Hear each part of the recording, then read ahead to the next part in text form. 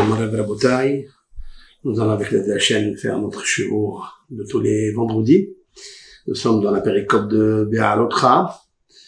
Il y a bien sûr plusieurs points dans la paracha. Tout d'abord, le kavod que Akadosh Baruch Hu fait à Aaron. Be'alotra est un érot. Comme il est marqué, Daber el Moshe les morts. Daber el Aaron ve'amarta ela be'alotra est un érot. Lorsque tu feras monter les bougies, en face de la menorah, Ya'iru Shivat Hanerot vont éclairer les 7 bougies. En fait, ils vont éclairer les 6 bougies, et pas les 7 bougies. Puisque quand il montrera les bougeoirs vers le haut, El Moul Pena Menorah. Donc, Moul Pena Menorah, c'est ce qu'on appelle le Kanea Emtsai, c'est-à-dire la branche centrale. Donc, s'il allume la branche centrale, il ne devra allumer que 6 bougies, qui restent 3 de droite et 3 de gauche. Pourquoi il lui dit à Hiroshima Tanerot? Pourquoi il lui dit, alors éclaireront les 7 bougies. Et aussi, Hanerot, les bougies, comme si on connaissait. He, c'est l'article défini. C'est l'article connu. Quelles sont les 7 bougies qui sont connues? En fait, il y a 2 menorot. Il y a la menorah d'en bas et la menorah d'en haut. Le but d'un juif, c'est que toutes les actions, toutes les pensées, toutes les prières, toute la tzedaka, toute l'étude de la Torah qu'il pratique, il doit prendre du plaisir. Et comment on prend ce plaisir? En faisant plaisir à la menorah d'en haut. Si quelqu'un, il a compris le but dans ce monde, il se décante dans le mouvement, dans l'acte, dans la parole, dans la pensée, qui est adressé à faire plaisir à Akadosh Baruch Hu. Autrement dit, fais plaisir à Akadosh Baruch Hu. Je ne dis pas que tu vas recevoir du plaisir, c'est déjà ton grand cadeau. C'est déjà du plaisir. Lorsqu'on s'habitue dans nos actes à les adresser à la bonne adresse de la menorah à Eliona, qui a 7 branches, chaque fois que tu allumes ton âme par la flamme et la kedusha d'une mitzvah, tu as déjà pris du plaisir. Le but aujourd'hui dans ce monde, c'est de faire le kiff. C'est vrai que dans la paracha de la semaine dernière, il était un mot bizarre et un mot extraordinaire en même temps. C'est celui que la Torah nous dit Ish o Isha qui afflit l'indor neder l'Hashem, le Azir l'Hashem. Un homme ou une femme qui fera un geste extraordinaire. Qu'est-ce que c'est? La shon Pélé, la shon miracle. C'est un langage de miracle. C'est quoi le miracle? C'est de s'abstenir du vin. Et tout ce qui correspond au vin. Et le Talmud de dire, on dit au Néziria, Shor le karma lotikrav. Fais un grand détour quand tu passes devant une vigne, un vignoble. Ne t'approche pas du vignoble, tu risques de tomber et chuter dans l'ivresse. Eh bien, cette personne ou cette femme, que la Torah accorde aussi à une femme de pratiquer la niziriade, c'est-à-dire de s'abstenir du vin et du levain qui est dans ce monde, c'est le Yetzer Hara. Dit le Aben Ezra, de mémoire bénie, la Torah a employé un terme extraordinaire. Pourquoi? Parce qu'il est extraordinaire. Cet homme, cette femme peuvent être extraordinaires aux yeux de Akadosh Baruch Hu parce qu'ils vont lui faire plaisir. Quelqu'un qui fait plaisir à Akadosh Baruch Hu, comment on fait plaisir? C'est celui qui va lutter contre la nature. Donc la contre-nature, c'est ce qui fait plaisir à Akadosh Baruch Hu dans ce monde. Et ça, dans tous les domaines. Dans la péricope de cette semaine, on parle donc d'allumer les 6 bougies en allumant le bougeoir qui est au centre, vont allumer Ya'iru Shivat Hanerot, vont allumer les 7 bougies qui sont en haut Hanerot connus pour lesquels tu es descendu dans ce monde. Autrement dit qu'un homme dans ce monde, il devra pratiquer l'unicité de Dieu. Et c'est ça, en fait, la paracha de la semaine. Le Midrash demande,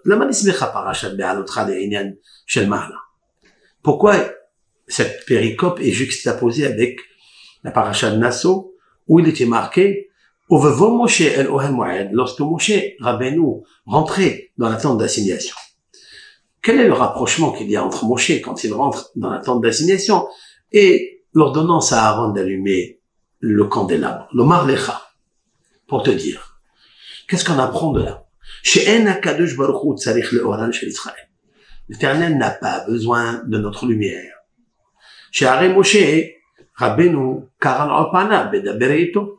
Puisque Moshe Rabbeinu a été éclairé par le visage de Dieu, par la lumière de Dieu. De là, je tire qu'il existe un candélabre en haut. Il existe une grande lumière, bien sûr, elle n'est pas physique, mais elle existe. Et Moshe Rabbeinu, quand il descend de Har Sinaï, il descend avec Karan Orpanav, son visage a rayonné. Comme si on lui a mis de l'huile sur le visage, mais de l'huile extraite d'une source, d'un olivier à 7 branches. Moshe Rabbeinu, il descend avec la lumière, donc il existe une lumière en haut. Alors pourquoi l'Éternel nous demande de pratiquer l'allumage de la bougie? Et là, les Akot et Israël, Harbe, Lahem, Toda, Omizot. Qu'est-ce qu'il fait avec Akbouchou? Pour faire donner du mérite à Israël, on peut dire Harbe, on peut dire Hirba Lahem. D'accord? Ça dépend du Midrash, ça dépend de ponctuation. Eh bien, soit que Akbouchou veut donner beaucoup de mitzvot à Israël, et c'est la raison pour laquelle il leur a dit, allumez la bougie, faites semblant que vous m'éclairez. Vous comprenez cette notion? C'est-à-dire que Aaron HaKohen va se mettre dans le Beth Amikdash, il va monter sur l'estrade pour allumer le bougeoir, pour lui donner du mérite. Quel mérite? Alors qu'il n'a pas besoin de la lumière. Eh bien, dans tout, il n'a pas besoin. Qu'est-ce que Hachem, il a besoin de moi, que je pratique la Brit Mila? Qu'est-ce qu'il a besoin que je mette le tefillin? Je lui apporte quelque chose. Ma ta'asio ma tif'al. Ça lui apporte rien à Kadoum. Alors pourquoi il nous demande cela? Pour nous donner du mérite. Alors, il nous faut comprendre maintenant ce mérite d'allumer bougeoir. Je voudrais tout d'abord, avant cela, rapporter un deuxième midrash, et puis je reviendrai à un autre midrash. Écoutez bien. Be'alotra, lorsque tu feras monter, ce terme, qui est un peu bizarre, pourquoi Be'alotra quand tu feras monter? Pourquoi il lui a pas dit Be'adlikra? Lorsque tu allumeras. Le mot allumage veut dire délicat. C'est un mot délicat en français. Alors pourquoi il lui dit Be'alotra lorsque tu feras monter? Amar Rabbi Berachia HaKohen. Comme ça, Kadosh Baruch Hu, il a dit à Israël, Habarakazé, lorsque on regarde les éclairs, les tonnerres, Toldot ha'esh el ma'ala. Il faut savoir que quand on voit les éclairs, le tonnerre, eh bien, il faut le savoir d'où est extraite cette lumière. D'où vient cette électricité? Il dit, Rabbeinu Berachia, ha'esh el ma'ala. Il fait partie du feu supérieur. Vehu yotze, et il sort, mi umavik et kol ha'olam kulo. Et il éclaire le monde entier. Où c'est marqué cela? Dans les prophéties d'Ézéchiel. Je traduis. Le visage des anges, qui s'appelle hayot, c'est-à-dire vivace, électrique, mar'ehem, leur visage, c'est-à-dire leur dessin, hein, kegahale esh. Ézéchiel a vu qu'ils étaient comparés à des braises de feu. Boharot, qui étaient brûlantes. Kemar'e halapidim, comme le visage des lapidim, c'est-à-dire c'est un flambeau très puissant. Mavik et kol ha'olam kulo, et il éclaire le monde entier. Anit salich le'or shelachem. demande Rabbeinu Berachia, puisque Ézéchiel a vu un feu sortir du supérieur, un feu puissant, comme le visage d'une braise flamboyante. J'ai besoin de votre lumière. Alors pourquoi il me demande d'allumer?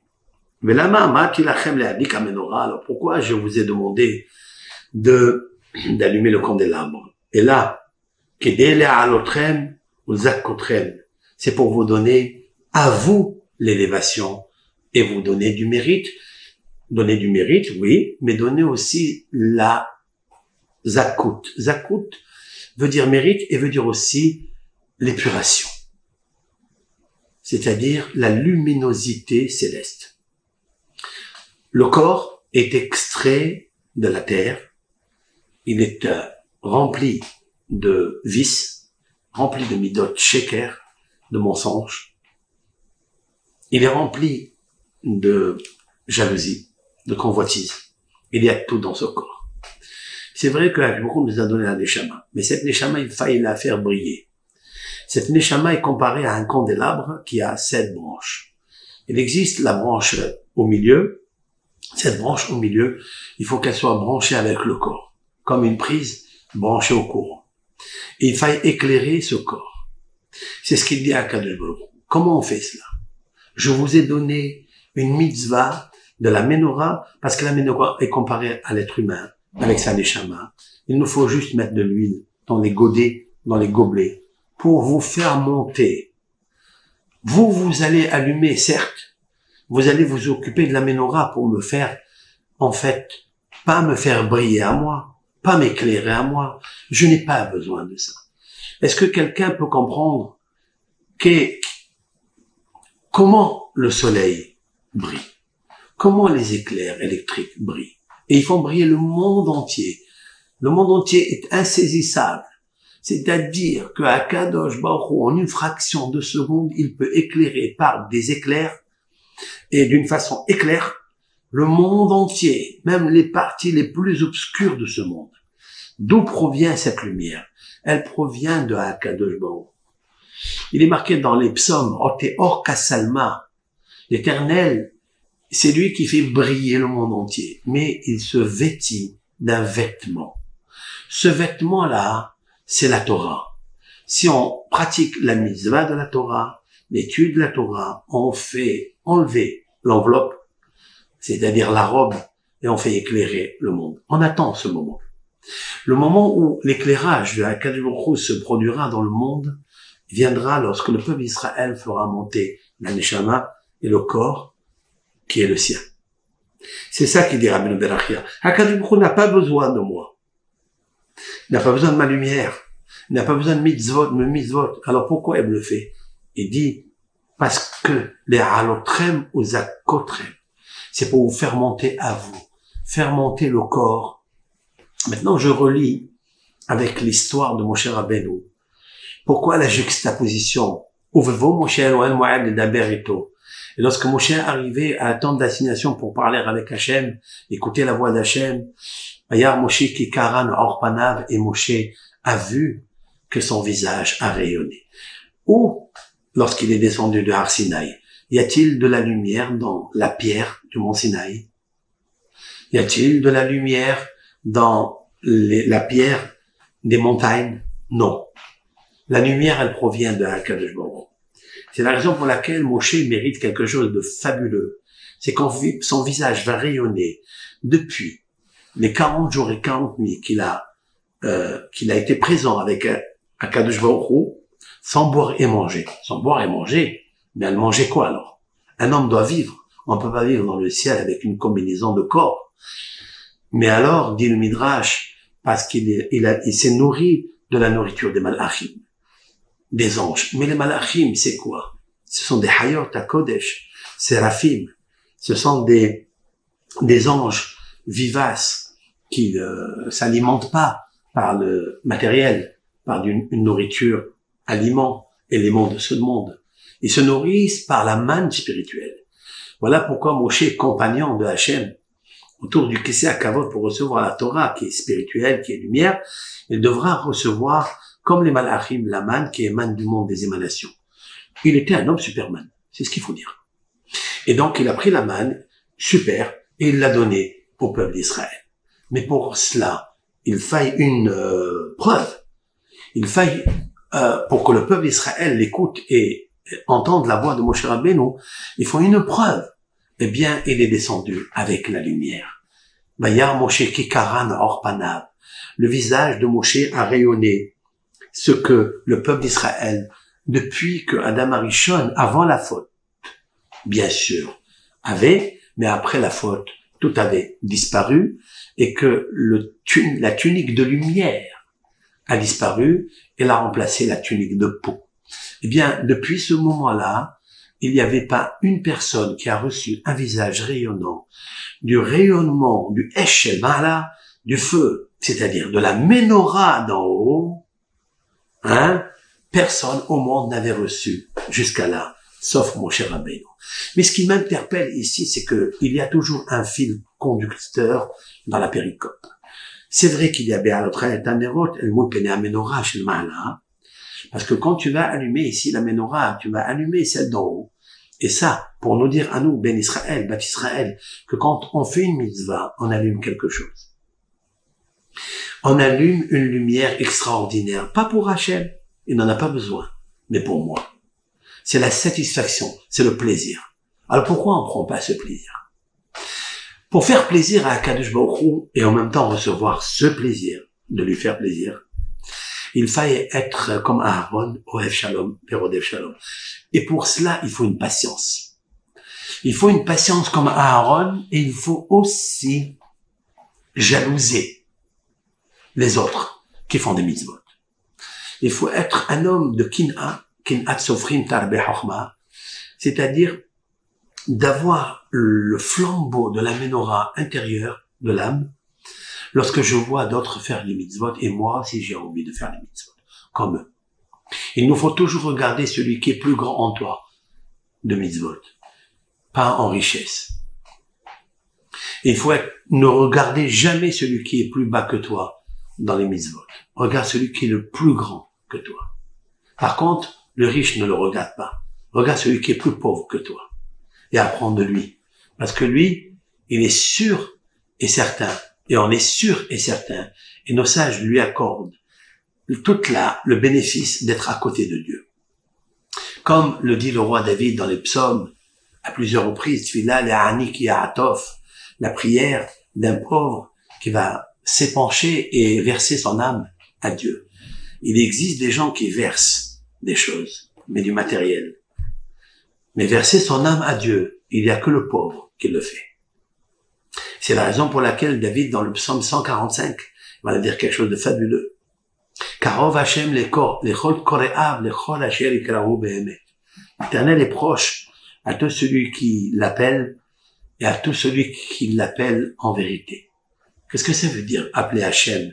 Pourquoi il existe un homme qui appelle l'Éternel quand il se trouve dans la dèche, quand il a besoin de Hashem, lorsqu'il est dalle, lorsqu'il est pauvre, ou lorsqu'il est même riche, mais qu'il a des problèmes.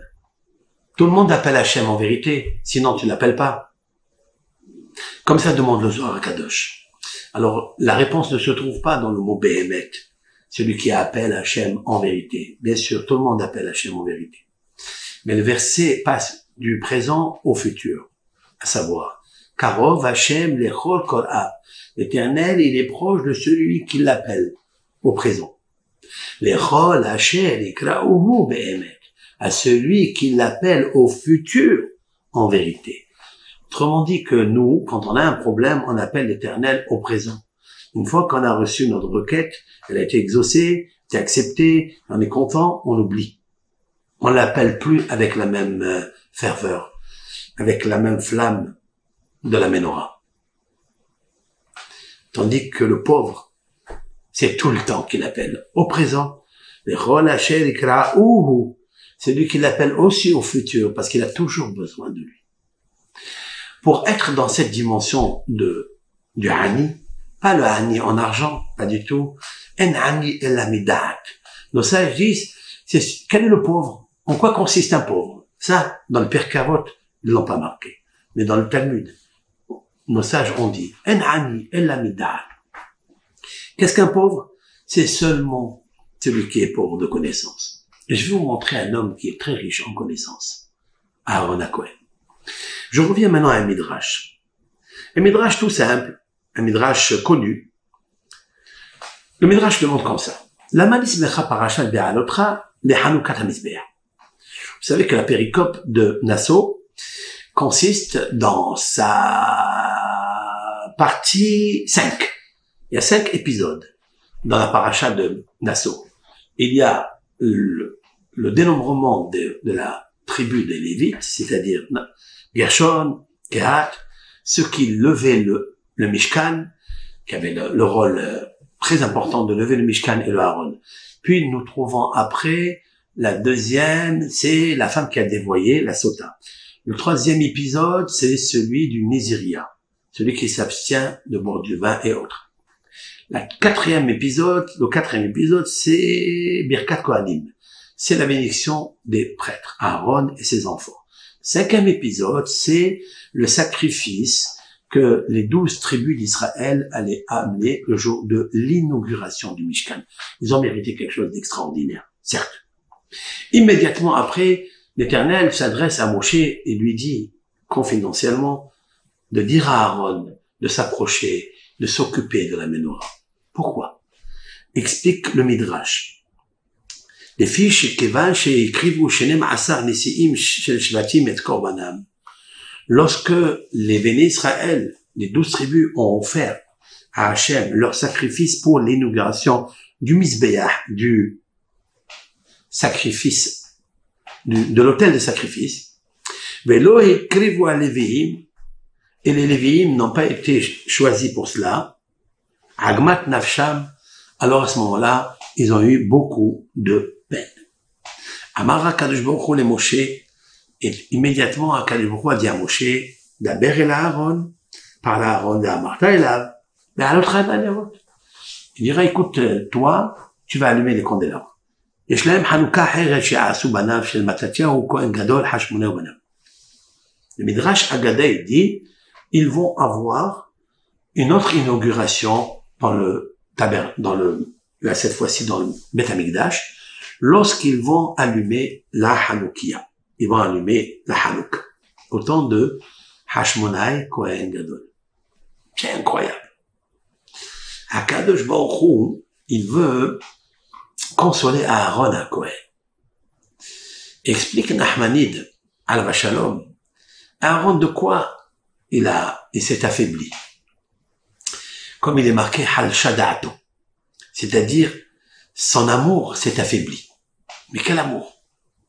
Quand on parle de Da'ato, ça n'est pas l'explication qu'il a eu la jalousie. Peu importe, si les Shvatim ont été choisis pour sacrifier sur l'autel des sacrifices le jour de l'inauguration des sacrifices et du Mizbeach de l'autel, et Aaron n'est pas compté parmi eux, pourquoi son amour, Da'at, ses connaissances, mais ses connaissances, ça n'est pas la connaissance d'Aaron, peu importe la connaissance, c'est en fait l'amour que Aaron avait pour les mitzvot. Faire une mitzvah pour Aaron, c'est grandiose. Il ne veut rater dans ce monde aucune. C'est la raison pour laquelle ça lui tenait cœur de aussi participer, lui et son chevet, c'est-à-dire la maison de Lévite, aussi sacrifier un korban. Vous savez très bien que le korban, c'est quelque chose de grandiose. Parce que le korban, comme dit le Talmud, il n'y avait pas plus de simha dans le monde que lorsque le peuple d'Israël, par les 12 tribus, les 12 présidents de la communauté des Shvatim, avaient offert un sacrifice à Akadosh. Pourquoi? Parce qu'il est un midrash, et je vous le cite, je vais vous le dire de suite, il est un midrash extraordinaire qui nous dit que Ka'arat Kesefahad. Qu'est-ce que c'est Ka'arat Kesefahad? Ils ont apporté un plateau en argent.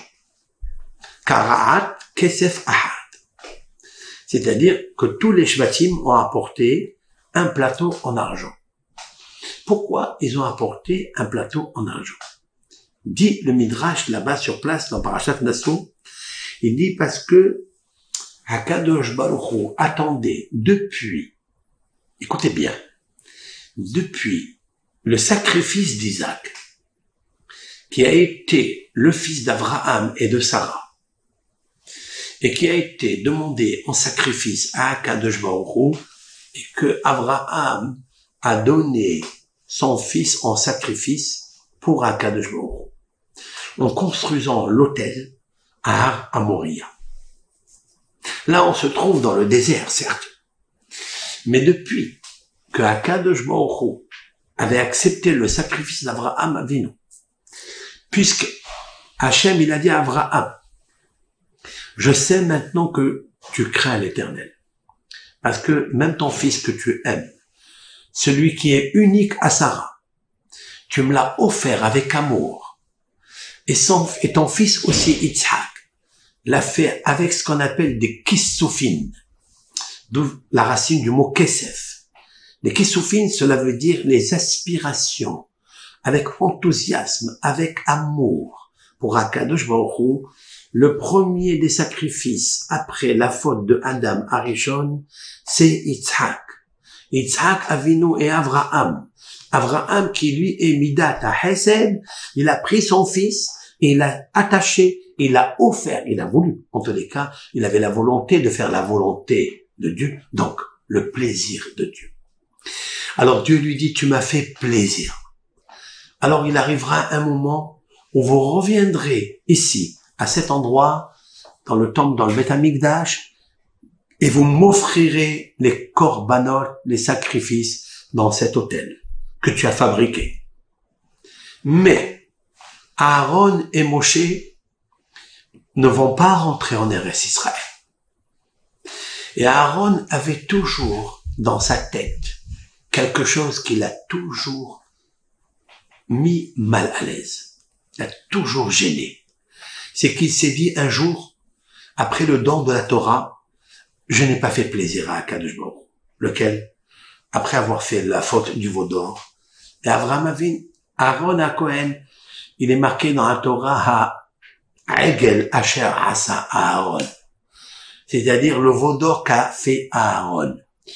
Et l'Éternel s'est mis en colère après Aaron et il lui dit, je vais anéantir tes enfants.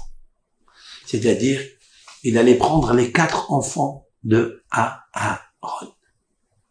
Elazar et Tamar compris.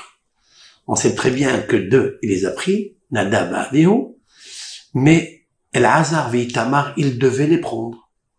Mais Moshe Rabbeinu a prié. Mais Moshe Rabbeinu ne peut pas annuler la Gezerad qui sort de Hachem si Aaron n'avait pas fait quelque chose d'extraordinaire. Vaïven Aaron Misbéa. Aaron a construit un autel. Et il a devancé au Hegel, c'est-à-dire au veau d'or. Et le fait d'avoir fait ce geste de Misbéa, Hakadosh Baruch Hu a réparé la mort de 2 enfants d'Aaron, c'est-à-dire les 2 autres qui devaient quitter ce monde aussi. Aaron, dans sa tête, il n'a pas encore oublié, parce que c'est un grand tzaddik. Et un tzaddik, il sait qu'il existe la Teshuvah. Il sait que lui, il est très proche de Hakadosh Baruch Hu. Puisque Moshe Rabbeinu, il lui dit, approche-toi de l'autel des sacrifices et fais l'holocauste du peuple et ton holocauste. De quoi s'agit-il? Et il lui dit à Aaron, mais j'ai peur de m'approcher. Pourquoi? Parce que je vois comme un hegel, je vois comme un visage de veau. Alors il lui dit, ça vaut pas la peine que de faire ce sacrifice. Parce que ce sacrifice n'est pas exaucé par moi. Parce que c'est mes mains qui ont fait le veau d'or, qui a entraîné toutes les catastrophes des pogroms, qui a entraîné la brisure des tables de la loi au 17 Tammuz, et qui a entraîné l'éparpillement du peuple d'Israël qui se trouve dans les tables de la loi enracinées dans chaque lettre, aujourd'hui dans les exils. Bientôt, nous allons finir cet exil-là. Mais Aaron n'est pas heureux de lui. C'est la raison pour laquelle il se demande la question, est-ce que le fait que sa tribu des Lévites et lui-même n'ait pas été choisi dans l'inauguration du Misbéach pour la première fois et être comparé à Yitzhak Avinu pour monter un holocauste à Akadosh Baruch Hu, il s'est dit peut-être qu'il y a encore en haut dans le ciel, peut-être qu'il y a encore une hakpada, à savoir une exigence sur moi. Et c'est là où Aaron s'est affaibli. C'est pas le fait d'être jaloux des tribus d'Israël, loin de là. Aaron, c'est l'homme de la paix. Et l'homme de la paix, peu importe qui fait les mitzvot. L'essentiel, c'est de faire plaisir à Hachem. Si vous faites plaisir à Hachem par un autre, alors le tzaddik, il est toujours heureux. L'essentiel, c'est de faire plaisir à Hachem. Aaron ne sait pas s'il fait plaisir à Hachem, bien qu'il a fait les sacrifices. Plus encore, bien qu'il est rentré le jour de Kippour dans le Mishkan, dans le Kodesh HaKodashim, et il est sorti intact, vivant.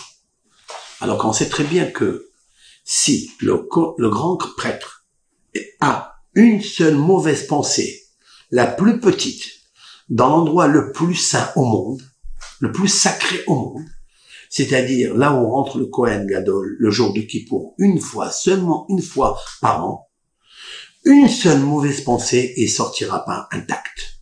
Il tombe par terre et son âme remonte vers le ciel. Et on le sort avec des chaînes parce que personne ne peut rentrer à cet endroit-là. Si Aaron est sorti intact, ça veut dire qu'il est respecté par Akadosh Baruch Hu. Alors de quoi tu as peur? Aaron Ohev Shalom. Ohev Shalom, ce n'est pas seulement Ohev Shalom vis-à-vis des autres. Non. Ohev Shalom parce qu'il est un homme de Shalom. Et un homme de Shalom, il va toujours s'auto-critiquer. Il va toujours s'auto-analyser. De savoir est-ce que vraiment, à ce présent-là, à ce moment, je fais plaisir à Hachem.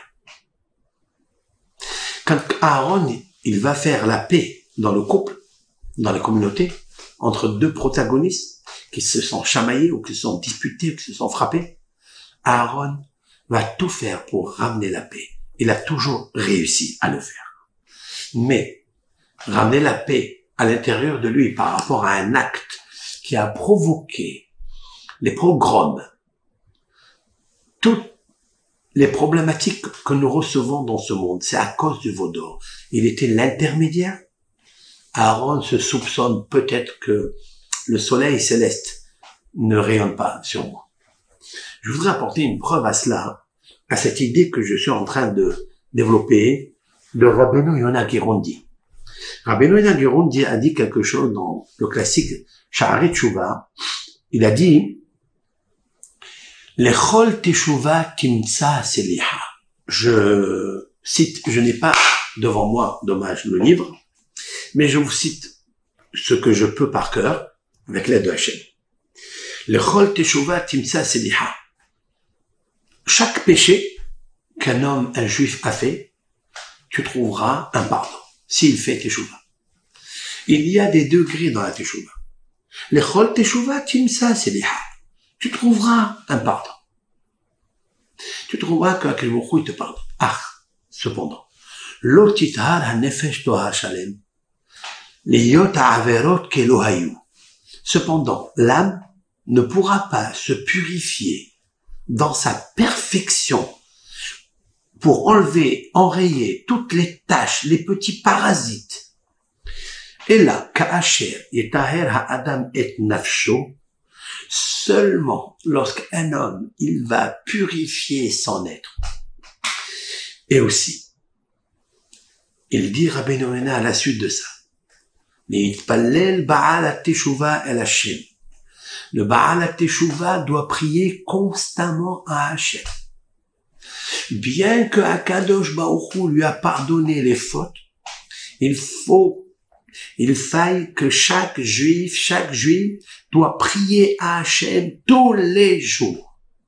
Il doit faire les tahanunim, demander à Hachem Yitbarach par le vidouï devarim, je ne recommencerai plus Hachem Asna. Et tant qu'il sent pas que son âme est vivante, est flamboyante, elle est brûlante pour les mitzvot, cela veut dire qu'il y a un petit parasite dans son âme. Il doit prier que ce parasite disparaisse, que Hachem Yitbarach soit l'effaceur, qu'il efface en fait cette tâche, qu'il la lave complètement. Pourquoi? Il dit parce qu'il se peut qu'il lui a pardonné, mais peut-être il lui tourne le dos. C'est la chante de Rabbeinu Yonah, il dit autrement, il dit Ach el Hashem hafetz bo. Cependant, il se peut que Hachem n'a pas envie de lui, n'a pas plaisir de lui. Ou minha lo yotse miyado. Il veut pas une offrande de lui. C'est-à-dire qu'on peut se trouver dans une situation dramatique, bien sûr en ignorant ce Rabbeinu Yonah, mais que la paracha nous l'a rappelé aujourd'hui. À savoir, j'ai fait Teshuvah Kippour, je ne récidive plus à mes fautes, et j'étais pardonné, mais Hachem n'a pas le désir de lui. Et voilà pourquoi même un Baal Teshuvah ne peut plus poser cette question bizarre. Voilà, j'ai fait Teshuvah, j'ai fait la Tzedaka, et j'ai fait, et pourquoi il m'arrive encore des choses? Alors il faut savoir qu'il faut prier pour que ton âme, elle brille. Parce que même si le pardon a été pratiqué par Hachem, qu'il a effacé littéralement tes fautes, mais il se peut qu'il ne désire pas que tu lui offres une prière. Il ne désire pas que tu lui allumes un candélabre. Il ne désire pas Hachem. C'est pas nous, hein. Les hommes n'ont pas le droit de juger aucune personne. Mais à Kadosh Baruch Hu, dans la meilleure des cas, dans la perfection des choses, Aaron ne supportait pas de ne pas être invité, lui, ni son chevet, sa tribu de Lévites, alors qu'on sait que les Lévites, c'est des étudiants de Torah, depuis leur jeune âge. Et Lévites, j'ai parlé déjà d'un cours magnifique, ce que nos Hachamim ont raconté, des choses magnifiques, que Bisrout Amram, Bisrout Yocheved, son nez Moshe, Aaron, Myriam, qui ont fait des choses merveilleuses pour le peuple Israël. C'est les Lévites. Les Lévites ont été ceux que lorsque Moshe Rabbeinu a dit, qui va venir à côté de moi pour venger le nom de Hachem par rapport à la pratique du veau d'or? Asfu elav kol bene Lévi. Il est dit à propos que les Lévites, toute la famille s'est approchée de Moshe. Tout, sans exception. Pour nous dire que les Lévites étaient des gens qui aimaient Hachem, qui faisaient plaisir à Hachem. Quand ils ont vu cette catastrophe du veau d'or, ils ont compris la suite. Qu'est-ce qui allait arriver dans le monde? Eh bien, les Lévites, Baruch Hachem, ils se sont empressés de le faire. Donc, les Lévites, c'est des gens extraordinaires. Qui a étudié la Torah en Égypte? Les Lévites. Yoru mishpatecha li Yaakov et toratcha li Israël, c'est les Lévites. Yasimu ketorah be'apecha. Les Lévites. C'est eux qui font la kétoret. La kétoret, c'est quoi? C'est l'encens. L'encens, c'est l'odeur agréable. Autrement dit, faire plaisir à Hachem. Qu'il soit agréable, si l'on peut dire ainsi. Aaron a un problème. Aaron, il sait que Dieu lui a pardonné. Mais pourquoi il se demande la question, pourquoi l'Éternel n'a pas eu du plaisir de moi? Pourquoi je pratique pas le plaisir à Hachem d'offrir moi aussi un sacrifice karat kesef ahad, qui était donc le plateau en argent, qui correspond à un fils que Sarah Imenu avait et qu'ils l'ont sacrifié à Kadosh Baruch Hu, parce qu'ils avaient les kissoufim, c'est-à-dire l'aspiration, le kesef. Le kesef, c'est pas l'argent. Il est inversé dans les proverbes du roi Salomon, Betsela Chochma, Betsela Kasef.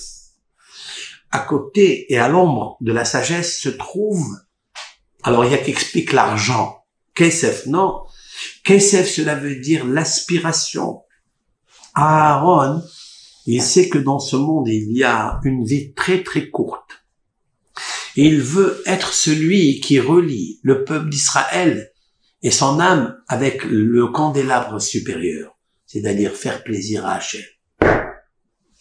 Eh bien, Aaron n'est pas invité au sacrifice. Oh, il se pose la question, pourquoi? Est-ce que à cause du sacrifice que le peuple d'Israël a fait, à savoir le veau d'or, c'est pourquoi je ne suis pas invité? Alors quelqu'un lui a dit, t'inquiète pas, Aaron, t'inquiète pas. Toi, tu vas allumer la menorah. Waouh! Le plus grand plaisir qu'on puisse faire à Kadosh Baruch Hu, c'est d'allumer la menorah d'en haut par la mitzvah d'en bas. Lorsque tu fais une mitzvah d'en bas, elle est complètement spirituelle. Cela veut dire que le Or HaElyon, la menorah du candélabre luminaire supérieur, doit être allumée par le cœur de chaque Ben Israël. C'est la mission qu'on doit avoir. Pour cela, il faut le montrer par deux choses. Par le fil conducteur qui est écrit dans la paracha de tout à l'heure, à savoir l'épisode de Moshe Rabbeinu lorsqu'il s'entend dire par son élève Yehoshua, écoutez bien, son élève Yehoshua vient lui dire qu'il y a deux prophètes, en fait, ce sont les demi-frères de Moshe. Alors d'où ils sont les demi-frères de Moshe qui s'appelaient Eldad ou Medad? Je vais vous dire d'où ils sont venus.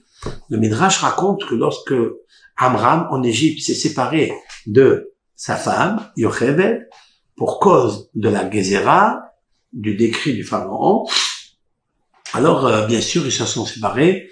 Yocheved a continué à avoir des enfants. Un bon Midrash. Amram s'est séparé, mais Yocheved a continué à avoir des enfants par une autre personne.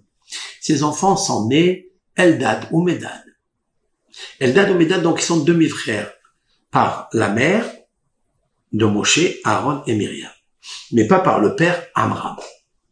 Eldad ou Medad, étant donné que Yocheved a fait un sacrifice d'écouter Akadosh Baruch Hu et de ne pas écouter la xéra du pharaon parce qu'un roi, son cœur dépend de Hachem et pas des êtres humains, pas parce qu'il est roi.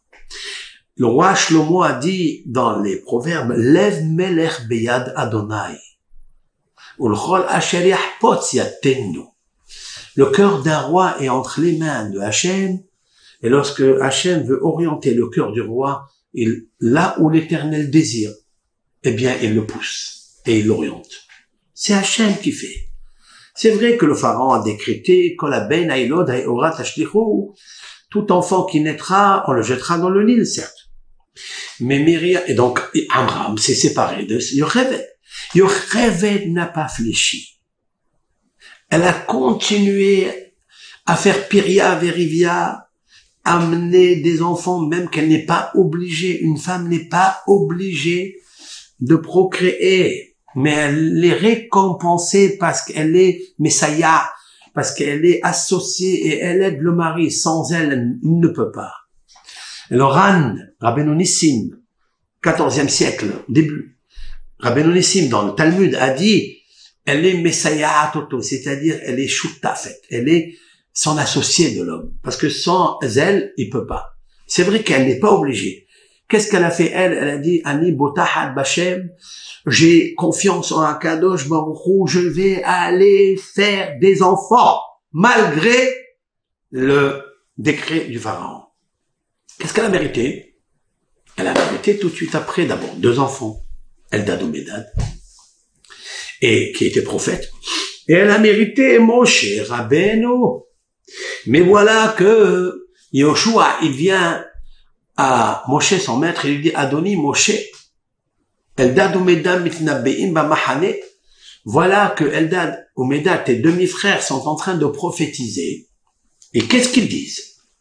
Ils disent, Yoshua machnis Moshe met. Moshe va mourir à cause du décret, bien sûr, qu'on connaît, parce qu'au lieu de parler au rocher, il va frapper. Et il n'a pas sanctifié le nom de Dieu parce que le but de l'homme, même si c'était le plus grand sadique, comme Moshe et Aaron, mais si l'Éternel te demande de parler au rocher, tu le fais.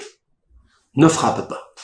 Donc tu as un petit peu enlevé le shalom qu'il y a entre Hakadosh Baruch Hu et le peuple d'Israël qui vont avoir maintenant une hésitation dans le Kiddush Hashem, la sanctification du nom de Dieu. Et c'est pourquoi Aaron et Moshe ne rentreront pas en RS Israël. Ils ne verront jamais le fleuve qui coule du rocher de Tzion, c'est-à-dire Nahar Yotze Mirushalayim Shel Ma'ala, qui va purifier le peuple d'Israël, sauf dans l'avènement messianique. Ce sera Moshe et Aaron ils seront l'un qui sera roi et l'autre qui sera grand prêtre, comme auparavant. Comme l'a dit l'Ecclésiaste du roi Salomon dans Kohelet, Mashéaya Hushiye, Mashénaasa Hushiyase. Ce qui était sera, ce qui a été fait, c'est ce qui se fera. Dans les initiales, c'est Moshe. Qui dit Moshe? Aaron. Parce que ce sont deux frères inséparables. Comme dit le texte dans le grand psalmiste, chez la Ma'alot et David, Inematov ou Manaim, chez Betahim, Gam Yahar, Zel, Moshe et Aaron. Ils seront Gam Yahad, ils seront Yahad dans leur vie courante, dans la Bible, comme on le voit, et ils seront Gam Yahad, même Yahad aussi. J'avais dit une fois, avec l'aide de Hachem, que le mot Gam Yahad est les initiales Gam, Goel Mashiach, Geulat Melech Mashiach. Lorsque viendra la délivrance du roi Messie, Moshe et Aaron, qui sont les deux frères, ils seront Gam Yahad. Même là-bas, ils seront ensemble. Parce qu'on a besoin des deux. On a besoin de la patience et du shalom de Aaron et on a besoin de la modestie de Moshe Rabbeinu. Et voilà donc les frères de Moshe et Aaron disent Moshe met, Moshe va mourir, et Yoshua machnis, et Yoshua va faire entrer le peuple d'Israël. Et donc Yoshua ne supporte pas une chose pareille et il vient à Moshe Rabbeinu, il dit Moshe Rabbeinu, Kelahem, enferme-les en prison. Alors, il y a qui disent enferme-le en prison, mais il y a qui disent ferme-le le robinet. C'est-à-dire que tu peux, Moshe Rabbeinu, fermer le robinet pour ne pas qu'il puisse prophétiser. Car toutes les prophéties de tous les prophètes qui étaient dans les périodes de Moshe Rabbeinu, il y en avait beaucoup, comme Aaron, comme Eldad Omedad et d'autres, les Shivim Zekelim, Yoshua, qui était aussi prophète, eh bien, il devait passer par une plateforme, par un robinet central. C'est celui de Moshe Rabbeinu. D'abord, Moshe recevait, et après, il passait la prophétie aux autres. Alors, il lui dit, Yoshua, s'il te plaît, ferme le robinet, pour ne plus qu'il prophétise une chose pareille. Et Moshe Rabbeinu lui dit, pourquoi tu dis une chose pareille? Que Dieu fasse que tous les bénis Israël soient des prophètes. L'essentiel, c'est quoi? C'est apporter la parole de Dieu. N'importe qui peut apporter la parole de Dieu. Ça n'est pas la parole de Moshe, que lorsque Dieu lui dit dans le buisson ardent, tu vas aller sauver le peuple d'Israël, qu'est-ce que lui dit Moshe? Il dit, Ehad minashuk yoter tov mimeni. N'importe lequel, celui qui est dans la rue, dans le marché, il est mieux que moi. Prends-le. Laisse-moi tranquille, s'il te plaît. Hachem, je suis pas apte à faire cette mission. Ça se répète aujourd'hui ici. C'est parce que c'est le même bonhomme. C'est la même force de Moshe Rabbeinu. C'est la même Neshama. Il est tov, il est complet. Quelqu'un de complet, peu importe si c'est Yoshua qui va faire entrer le peuple d'Israël. Peu importe. En fait, ça sera Yoshua, qui va faire monter Moshe Rabbeinu. Mais avant d'arriver à ce que dit le Rokah, c'est Rabbi Elazar de Garmiza, dans son livre du Rokeah, la parfumerie. Il dit quelque chose que j'apporterai dans un midrash, que j'ai vu dans le livre de Touf Hayabi ou de Ritzhak Zilberstein, Shalita. Je vous citerai un midrash extraordinaire de Moshe Rabbeinu. Alors, Moshe Rabbeinu, donc, Yoshua s'entend dire que tout le peuple d'Israël soit prophète. Prends-le. Donc, Moshe Rabbeinu d'une anava extraordinaire. Puis après, il rentre chez lui à la maison, après avoir écouté toutes ces paroles, eh bien, il entend dire son frère, le grand Aaron, et sa sœur, la grande, Myriam. Ils disent, Isha Kushit Lakah, pourquoi il a pris Moshe Rabbeinu, une femme, et qu'il a divorcé? Il est prophète, nous aussi on est prophète. Et là, Akash Baruch Hu s'adresse à eux, et il leur dit, pourquoi vous avez parlé de Moshe Rabbeinu, alors que Moshe Rabbeinu, Bechol Betin et Emanu. C'est-à-dire que l'Éternel a choisi Moshe le plus fidèle de sa maison. C'est Akash Baruch Hu le même qui a témoigné sur la Torah, sur tous les épisodes, sur tous les mitzvot de la Torah, sur tout l'historique d'Abraham, Yitzhak, Yaakov, de Adam Arishon, dans la Torah que nous trouvons, c'est lui-même qui dit à Moshe, écris ça. Et Moshe devra écrire une chose pareille. Et il lui dit, Ish Moshe anav me'od. Dans cette paracha que c'est marqué. Et seulement ici que c'est marqué. Ish Moshe anav me'od. Et Moshe est l'homme le plus humble qui existe sur la terre. Alors il est humble, il est fidèle, il est tout. Qu'est-ce qu'un fidèle de Hachem? C'est que il va prier pour Myriam et Aaron, parce qu'ils sont devenus lépreux, parce qu'ils ont parlé de la médisance, et la médisance sécrète la lèpre. Il priera pour eux Elna Refanala, c'est-à-dire Elna Refanala, Dieu na, soit, s'il te plaît, soit rapidement, parce que le mot na peut prendre deux explications, soit, s'il te plaît Hachem, guéris-la à Myriam, soit Elna rapidement, fais-le, Hachem, guéris-la. Alors, est-ce qu'il s'adresse ici à Myriam ou il s'adresse en fait à la Shekhinah? Elna refana la. Le tzaddik, en fait, pourquoi il pardonne à Myriam? C'est pas pour Myriam elle-même. Pour ne pas faire mal à la Shekhinah. La Shekhinah est comparée à une colombe blanche de paix. Et lorsqu'un Ben Israël il faute dans ce monde, comme par exemple Myriam qui a fauté à l'égard de son frère Moshe, qui est un vrai prophète, qui a entendu dire une réprimande de la part de Hachem, elle est prophète. Elle sait d'où vient la vérité. Donc elle se tait, elle devient lépreuse. Moshe Rabbeinu ne supporte pas. Qui supporte pas quoi? Bien sûr, il supporte pas que sa grande sœur, qui l'a sauvé du Nil. Vous vous rappelez? Celle qui lui a parlé quand il est né. Elle lui a chanté. Il supporte pas qu'elle soit malade. Mais plus que ça. Il supporte pas que l'âme de la Shekhinah soit malade. Et c'est pourquoi il dit, Elna refanala, guéris-la. Il y avait aussi Aaron. Est-ce que Aaron est devenu lépreux? Pourquoi il n'a pas dit, Elna refana lahem? Dieu, s'il te plaît, guéris-les. Les deux. S'ils ont parlé de la Shonara, il devait être lépreux. Alors, pour cela, pour Aaron, il y a un midrash qui dit que Aaron, vaïfen Aaron, et Aaron s'est détourné. C'est détourné de quoi? En fait, il est parti étudier la Torah. Lorsqu'un homme étudie la Torah, il peut réparer la médisance. Vous le savez ça. Si quelqu'un a parlé de la médisance dans la journée et qui se rend compte, parce qu'il y a beaucoup qui se rendent pas compte, malheureusement, et tout le monde entier, il parle de la poussière de la médisance, avak la shonara, il nous faut immédiatement aller lire des Tehillim pour pardonner la faute et enrayer l'entachement que l'on fait dans le monde supérieur. Là où est gravé ton nom. Ton nom est gravé dans le ciel. Ton nom, c'est ton âme en haut. Ton mazal en haut. Quand tu as parlé de la shonara ici, il faut immédiatement réparer cela. Aaron, il s'est détourné de la lèpre de Myriam, et il est allé vite étudier au Beth Midrash. Il y a qui disent comme ça. Mais je voudrais dire avec l'aide de Hachem, c'est pas marqué dans le texte.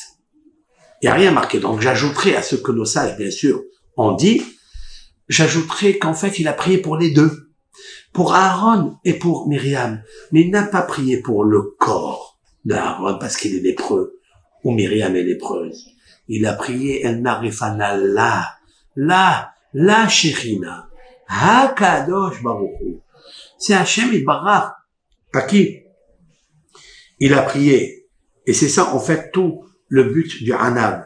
Le modeste, c'est celui qui fait plaisir à HaKadosh Baruch Hu Et quand il sait que sa Shekhinah, sa lumière, le peuple d'Israël souffre, il prie aussi pour qu'elle guérisse.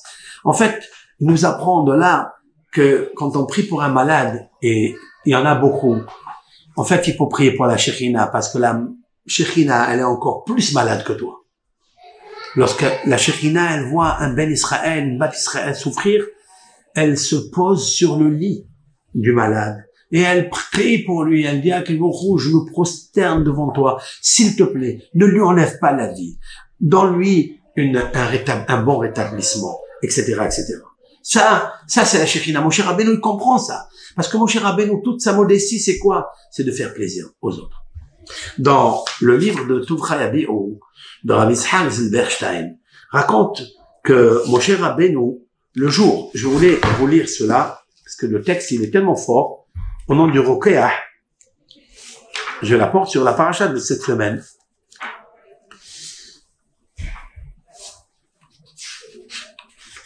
Je vais essayer de le trouver, hein. Voilà. Alors, c'est marqué ici, dans le Rokeah, dans Parashat Pinchas. Regardez, c'est un livre du Rokeah, Rabbi Eliezer de Garmiza. Il amène un midrash qui dessine un petit peu la modestie de Moshe Rabbeinu lorsque Yehoshua, dans la paracha de la semaine, est monté comme chef spirituel. Hein? Vous savez très bien que l'Éternel va nommer Yehoshua après la mort de Moshe Rabbeinu. Mais pendant l'investissement de Yehoshua, Moshe Rabbeinu, d'abord, il va le bénir avec Aïn Tova, mais voici ce qui est marqué ici. Amar Rabbi Yeshaya, Beota Sha'a, à ce moment-là que Yehoshua est monté donc en grandeur, Asa Moshe et Yehoshua Kavod Gadol Bifne Israël. Moshe Rabbeinu a fait un grand protocole, un grand kavod, honneur et respect à son disciple Yehoshua. Haya hakruz yotze milefanav bechol machane Israël. Lomar, Moshe Rabbeinu, il a pris donc les trompettes et il a pris un micro et il a fait donc déclarer dans tout le camp d'Israël, Bo'u veshim'u imre navi hadash shekam alechem hayom. Il dit, venez écouter tous, venons écouter, pas que lui, un nouveau prophète que Akadosh Baruch Hu a mis en place, c'est-à-dire à sa place. Hevi Moshe Kisseh Shel Zahav, vous écoutez? Hevi Moshe Rabbeinu, il a amené un trône en or. Va'atara Shel Margaliot, et une couronne sertie de diamants, avec de toutes pièces et de toutes couleurs. Vekova Shel Malchut, une couronne de royauté. Ulvu Shel Argaman, et un vêtement en pourpre écarlate. Halach ve'emid Yehoshua talmido bilvush Argaman, il est parti, c'est lui qui a vêti, Moshe a vêti son disciple avec ce vêtement de pourpre écarlate. Bekova Shel Malchut, avec donc le Keter Malchut, la couronne en or. Va'atara Shel Margaliot ve'olicho bikvod gadol, il l'a promené dans le camp d'Israël avec un grand honneur. Ve'eshivu al kisseh zahav, et il l'a posé sur un trône en or. Chez l'or, à lui. Ve'emid alav et hamturgaman Kaleb ben Yefune. C'est nouveau ça. Et il a mis un traducteur, parce que à l'époque, Moshe Rabbeinu, quand il parlait, c'est Yehoshua qui transmettait les paroles de Moshe Rabbeinu. Un meturgeman. La même chose au temps du Talmud. Un grand rave, c'est lui qui dictait à un traducteur, et le traducteur transmettait au peuple, qui écoutait dans la synagogue ou dans le Beth Midrash. Kaleb ben Yefune, qui est le camarade de Yehoshua, c'est lui le Meturgeman. Là aussi, il faut voir une grande modestie de la part de Kaleb ben Yefune, qui est en fait le disciple de Moshe Rabbeinu et le camarade de classe de Yehoshua, et il s'entend dire par Moshe Rabbeinu de traduire les paroles du grand maître, du grand prophète Yehoshua. Et Moshe Rabbeinu, comme un élève, doit écouter les paroles de son disciple Yehoshua. Umin Aleph Bishvat Ad Zain Be'adar. Combien ça a duré cela? Ça a duré 1 mois et 7 jours. depuis le premier Shvat, le mois de Shevat, jusqu'au 7 Adar, dans la mort de Moshe Rabbeinu, Haya Moshe Notel Amafteah, Moshe Rabbeinu prenait les clés, au Poteah et Adelet, Umchabes Venotel Haluko Shel Yoshua. Waouh! Moshe Rabbeinu, c'est lui qui ouvrait la porte de la maison de Yoshua. Il prenait le vêtement, il le lavait, le vêtement de Yoshua, il le lavait, il le repassait de toutes les saletés. Umaniha Mimra'a Shotav, Venotel Man'alav, Umtaknan, Venotel Talito. C'est lui qui prenait le vêtement, qui le lavait, qui le repassait.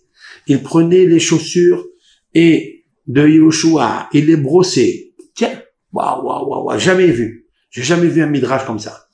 D'accord? Ve'et siduro, ve'et kova'o sheza, ve'et ateret shemaragil. En fait,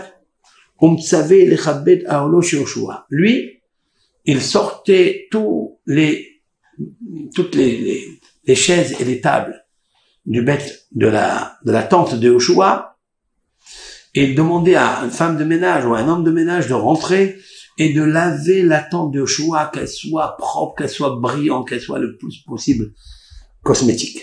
C'est incroyable. Et ça, c'est Moshe Rabbeinu. Quel anava. Grandiose. Quel anava, Moshe Rabbeinu. Mais pourquoi tout ça? Est-ce qu'il a besoin de ça? Il veut se prendre du plaisir. Moshe Rabbeinu, il a une façon de prendre le plaisir, c'est de faire plaisir aux autres. Parce que le faire plaisir aux autres, c'est faire plaisir à Hachem et allumer la menorah à Yod. C'est pourquoi Akadosh Baruch Hu l'a dit à Moshe Rabbeinu, écoute, prends Aaron, qui s'inquiète pas pour l'autel des sacrifices. L'autel des sacrifices sera seulement quand il y aura le Beth Amikdash. Mais quand le Beth Amikdash va être détruit, à 2 reprises, qui va remplacer la menorah? La menorah sera toujours la menorah qui allumera le Beth Amikdash, même s'il n'existe pas. Au temps du Beth Amikdash, au temps des Hashmonaïm, les Hashmonaïm sont rentrés à l'intérieur, ils ont trouvé une petite fiole d'huile qui était scellée par le sceau du Kohen Gadol. De quel Kohen Gadol s'agit-il? Alors, beaucoup d'explications. Mais il y a qui disent tout simplement, c'est de Kohen Gadol à Aaron à Kohen. Ça veut dire quoi? Il y avait un stempel depuis Aaron, ils ont promené avec eux une petite fiole. Oui. Ça veut dire quoi? Ça veut dire que l'huile était pure. Lorsque l'huile est pure, c'est synonyme de Kedusha de Aaron à Kohen. C'est synonyme de faire plaisir à Akadosh Baruch Hu.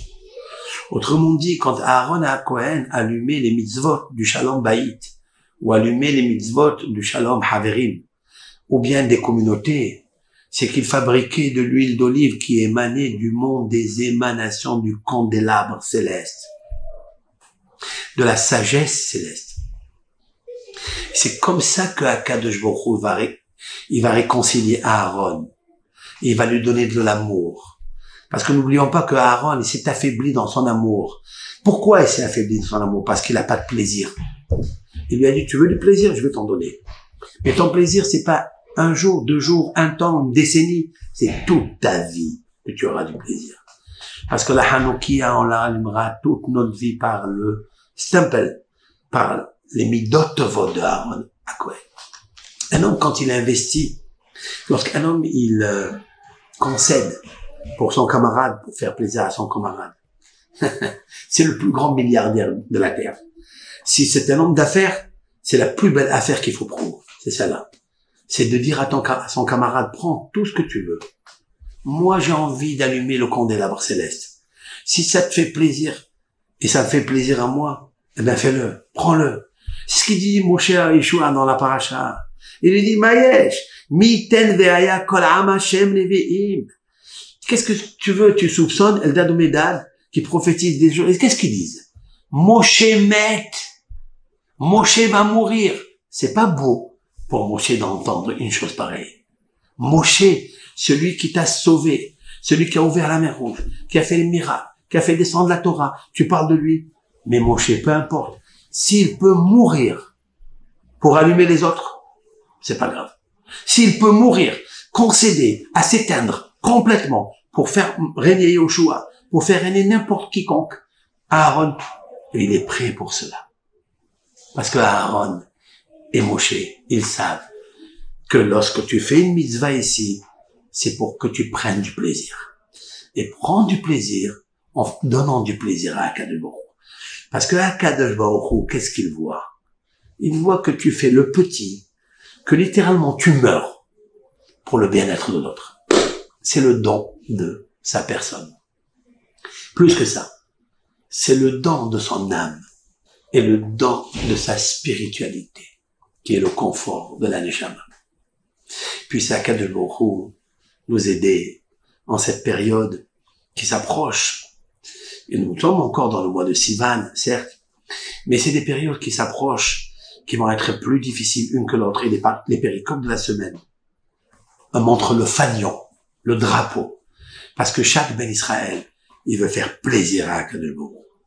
La question est de savoir pourquoi on fait 12 fanions, 12 drapeaux qu'on a qu'à faire un, où il y a marqué Avraham, Yitzhak, Yaakov et Chol Bet Israël.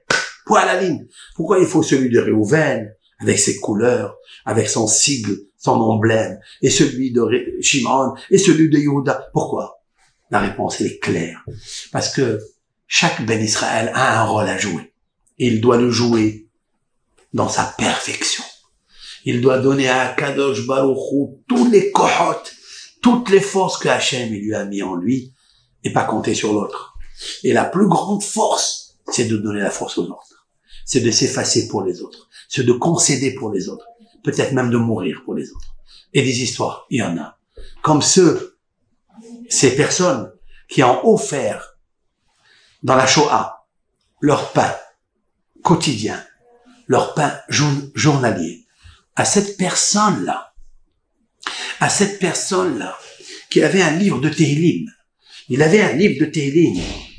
Et le peuple d'Israël voulait lire le Tehillim. Et il leur disait, si vous voulez dire 5 chapitres de Tehillim, vous me donnez un morceau de votre pain pour vivre. Et ils lui ont donné pour lire le Tehillim, pour sauver leur vie, demander à Hachem Barach de nous sauver.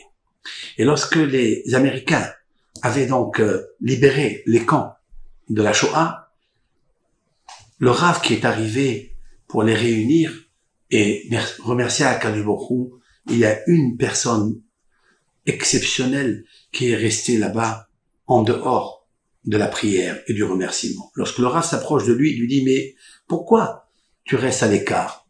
Il dit, j'ai pas envie de faire la prière. Il dit, mais pourquoi tu n'as pas envie? Parce que tu as vécu la Shoah? Il dit, non, pas à cause de ça. À cause d'un homme qui se trouve parmi vous aujourd'hui, je ne voudrais pas rentrer avec lui dans la prière. Il dit, mais pourquoi? Il lui raconte cette histoire. Quand j'ai vu qu'il y a des personnes, frères, qui ont donné des morceaux de pain pour lire un morceau de Tehillim, et cette personne leur demandait leur pain pour leur donner ce livre, alors ça m'a écœuré, il m'écœure, je ne veux pas rester avec lui. Et le Rav de lui dire, au lieu de regarder la personne, regarde les autres qui ont offert leur pain, c'est-à-dire leur vie, pour lire un morceau de Tehillim. C'est comme ça qu'il a convaincu, il a fait rentrer à la prière. Ne regarde pas celui qui est mauvais, regarde celui qui est bon. Et de là, on voit que le peuple d'Israël, dans la Shoah, dans la Hanava, dans la Haniout, dans les Sourim, ils ont offert le meilleur de eux-mêmes, leur pain, pour vivre. Pourquoi faire? Pour le candélabre. C'est-à-dire faire plaisir à Akadosh Baruch Hu. Le combler d'une prière qui provient Mima'amakim, qui provient des profondeurs de son âme. Vrai. Parce que la mort, dans tous les sens, dans tous les coins, elle est proche. Et j'offre à Hachem le meilleur de moi-même. Maneshama. Je concède à mon pain. Je lui donne à vivre parce que moi je veux vivre autrement. Mourir pour vivre. Et je terminerai avec ce que dit Rabbeinu Yonah dans un des midrashim de Kohelet. Misherotse liyot hayad. Celui qui veut voir la vie éternelle devant lui. Yamut kodem sheyamut. Il doit mourir avant de mourir. Il doit mourir spirituellement avant de mourir littéralement, à savoir quand il arrive quelque chose de difficile pour toi, de concéder. Et en fait, littéralement, c'est la mort pour toi. Ben, tu dois mourir avant de mourir. C'est-à-dire, laisse passer ce qui est cher pour toi, ce qui est le meilleur pour toi. Oui, mon cher Rabbeinu, tu vas pas rentrer en Israël. C'est ton élève Yehoshua qui va rentrer en Israël. Oui. Comment mon cher Rabbeinu, il peut supporter des choses pareilles? Comment mon cher Rabbeinu peut supporter que Myriam et Aaron parlent de lui? Mout kodem sheyamut. Je vais tuer littéralement mon instinct pour leur pardonner. Alors, j'allume le candélabre. Chaque juif peut allumer le candélabre à chaque instant lorsqu'il fera plaisir à Hachem. Alors, ça sera son plus grand plaisir. Et Ratson que Akadosh Baruch Hu nous donne la force d'avoir des plaisirs de ce genre. C'est les meilleurs, les plus exquis, les plus délicieux pour la neshama et pour le corps. Et Ratson que Hachem Barach Yehayenu v'Kayemenu Limot HaMashiach, qu'on vivra des moments extraordinaires où Aaron allumera le candélabre pour éclairer le monde par la lumière du candélabre céleste. Amen. Shabbat Shalom à toute la communauté.